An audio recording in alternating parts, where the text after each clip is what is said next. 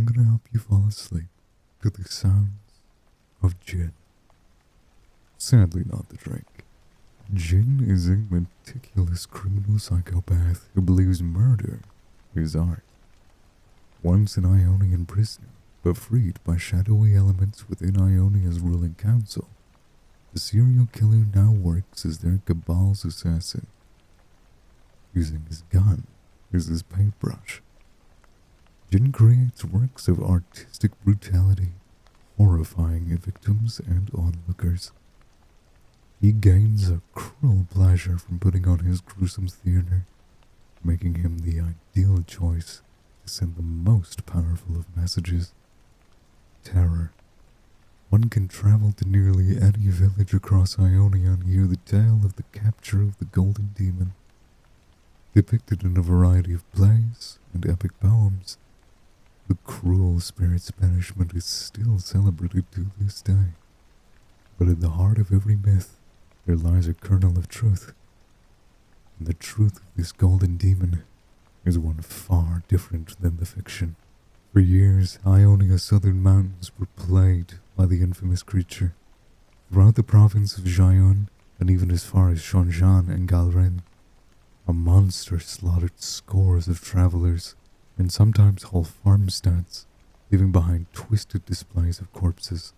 Armed militias searched the forests. Towns hired demon hunters. Wuju masters patrolled the roads. But nothing slowed the beast's grisly work. In desperation, the Council of Jhin sent an envoy to beg the Great Master Kusho of the Kinku Order for help. Charged with maintaining the balance between the spirits and material realms, Kusho was adept with the banishment of demons. Leaving in secret, lest the cunning creature be alerted to their intent, Kusho, his teenage son, Shan, and a young apprentice, Sad, traveled to the province. They tended to countless families shattered by the killings, dissected the horrifying crime scenes, and looked for connections between the murders. Soon, Kusho realized that they were far from the first to hunt this killer, and his conviction grew that this was the work of something beyond the demonic. For the next 4 years, the Golden Demon remained beyond their reach, and the long investigation left the three men changed.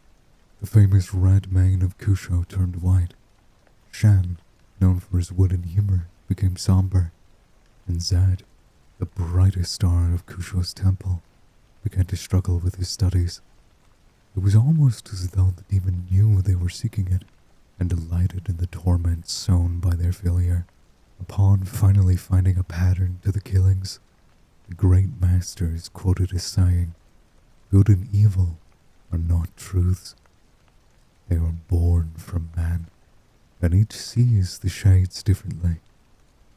Kusho sought to hand off the investigation, believing now that they sought not a demon, but a wicked human Norvastaya, taking them beyond the Kinku's mandate. Shan and Zad, unwilling to turn back after all they had sacrificed to bring the killer within reach, convinced him to continue the hunt. On the eve of the Spirit Blossom Festival in Jayum Pass, Kusho disguised himself as a renowned calligrapher to blend in with the other guest artists. Then he waited. Shan and Zad laid a carefully prepared trap, and at long last, they found themselves face to face with their hated quarry. Kusho was proven right. The famed Golden Demon was a mere stagehand in Jayun's traveling theater and opera houses, working under the name Kata Jhin. After they caught Jhin, young Zad made to kill the cowering man, but Kusho held him back. He reminded his student that they had already broken their remit, and that killing Jhin would only worsen matters. Kusho worried that knowledge of Jhin's humanity would undermine the harmony and trust that defined Ionian culture, or could even encourage others to commit similar crimes. Despite Jhin's actions, the legendary master decided the killer should be taken alive and locked away within the monastery prison at Tula. Shan disagreed, but submitted to the emotionless logic of his father's judgment. Zad, disturbed and haunted by the horrors he had witnessed, was unable to understand or accept this mercy, and it is sad that a resentment began to bloom in his heart. Imprisoned in Tula, Jhin kept his secrets, revealing little of himself as many years went by. The monks guarding him noted that he was a bright student who excelled in many subjects, including smithing, poetry, and dance. Regardless, they could find nothing to cure him of his morbid fascinations. Meanwhile, outside the monastery's walls, Ionia fell into turmoil as the Noxian Empire invaded, and war awoke the tranquil nation's appetite for bloodshed. Jhin was freed from Tula sometime after the war with Noxus, possibly put to use by one of the many radical elements vying for power of the First Lands near the conflict's end. He now had access to the Kashuri Armory's new weapons, though how he came to possess such implements of destruction and what connections he had to Kashuri is still a mystery. Whoever his shadowy patrons might be, they have endowed Jhin with nearly unlimited funds and seem unconcerned by the growing scale of his performances. Recently, he attacked members of Zad's Yanli order, and mass murders and assassinations bearing his signature, Flare, have occurred not only across Ionia's many regions, but also in distant Piltover in Zon.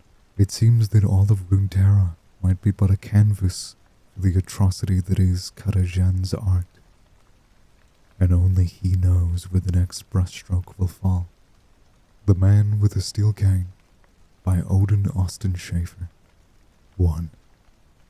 The gun in his hand was a simple tool, but a perfectly crafted one. Gold type was inlaid into the blackish-green metal. It spelled the smith's name. This detail spoke of its creator's pride and confidence. It was not a Piltovian weapon, those gaudy things that attempted to function with a minuscule amount of magic available in those lands. This gun was made by a true forge master. Magic pulsed from its bronze Ionian heart. He wiped the gun stock a fourth time. He couldn't be sure it was clean until he wiped it down 4 times. Didn't matter that he hadn't used it. Didn't matter that he was only going to stow it in a bag under the bed. He couldn't put it away until he was sure it was clean, and he couldn't be sure it was clean until he had wiped it down 4 times. It was getting clean now. 4 times makes clean. It was clean, and it was wonderful. His new patrons had been generous. But did the finest painters not deserve the finest brushes? The scale and precision of the new device had made his previous work with blades seem insignificant in comparison. Understanding firearm mechanics had taken him weeks of study, but evolving his key techniques from blades had taken months. The gun held 4 shots. Each bullet had been infused with magical energy. Each bullet was as perfect as a Lazian monk's blade. Each bullet was the paint from which his art would flow. Each bullet was a masterpiece. It didn't just cut apart from the body, it rearranged it. The rehearsal at the mill town had already shown the gun's potential, and his new employers had been pleased with the work's reception. He had finished polishing it, but with the gun in his right hand, the temptation was too great. He knew he shouldn't, but he unpacked the black eelskin bodysuit. He drew the fingertips of his left hand across the slick surface of his clothes. The feel of the skin's oily surface quickened his breath. He picked up the tight leather mask, and then, unable to help himself, slid it over his face. It covered his right eye and mouth. It constricted his breathing and removed his depth perception. Delightful. He was putting on the shoulder armor when the bells he'd hidden in the steps leading up to the room sounded. He quickly folded up the weapon and removed the mask. "Hello?" the maid asked through the door. The lilt in her voice hinted at an upbringing far south of this town. "You did what I asked," he said. "Yes, sir. A white lantern every 4 yards, a red lantern every 16. "Then I can begin," Jhin said as he swung open the door to his room. The woman's eyes widened as he exited his room. Jhin was well aware of how he looked. Normally it elicited pangs of self-conscious loathing, but today was a performance day. Today, Jhin got a slender, elegant figure as he walked out with a cane. He was hunched, and his cloak seemed to cover some huge deformity on his shoulder. But a jaunty stride belied this. He forcefully tapped the cane ahead of him as he marched towards the window. He tapped the frame rhythmically. 3 beats, then a 4th. His gold sparkled, his cream cloak flowed, and his jewels glinted in the sun. What is that?" the maid asked, indicating Jin's shoulder. Jhin paused for a moment to study the woman's cherubic face. It was round and perfectly symmetrical. Dull and predictable design. Removed, it would make a terrible mask. "It's for the crescendo, my darling," Jhin said. From the inn's window, he had a clear view of the rest of the town and the valley below him. The performance had to be wonderful, but there was still so much work to do. The councilman would be returning this evening, and so far, all of Jin's plans for tonight seemed uninspired. "I brought some flowers to your room," the woman said, walking past him. He could have used someone else to place the lanterns, but he didn't. He could have changed clothes before opening his door, but he didn't. Now she had seen Jhin in his finery. The inspiration he needed was so obvious now, so preordained. There was never a choice. There was no escaping the art. He would have to make this maid's face more interesting, too. The candied pork glistened on top of the 5-flavor broth. The aroma entranced Jhin, but he set aside his spoon. As the waitress laughed, she smiled and nodded in approval. The fat had yet to melt into the broth. Doubtless the soup was already excellent, but in a moment, the flavor would be at its peak. Patience. Jhin considered the interior of this White Cliff Inn. It was deceptively simple and rough. The woodweavers had been masters, removing the tree bark and leaving leaves only where necessary. The candle on Shen's table flickered, wrongly. He slid away from the table, retrieving his blade from under his cloak. "Your students are as quiet as pregnant Warax," he said. Alone and dressed like a merchant, Zed entered the inn. Brushing past the waitress, he sat down 3 tables away. Every part of Shen wanted to dash to his foe, to avenge his father. But such was not the way of the twilight. He claimed himself as he realized the distance was too far, even if only by the length of his index finger. Shen looked over at Zed, expecting to see him grin. Instead, his rival sighed. His skin was swallow, and dark folds hung beneath his eyes. "Years I have waited," said Shen. "Have I misjudged the distance?" Zed asked wearily. "Even if my head is cut off, I will still close and strike," Shen continued, sliding his foot backwards and cocking it against the floor. Zed was 10 paces and 1.5 finger length away. "Your path's closer to mine. Your father's ideals were a weakness.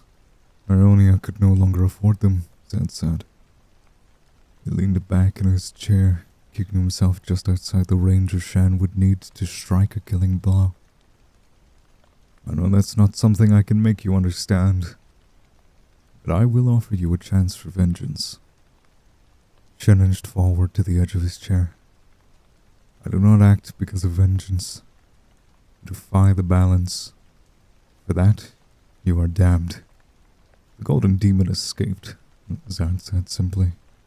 Impossible, Shinlan replied, feeling a hollowness that caught in his chest. Your father's greatest victory.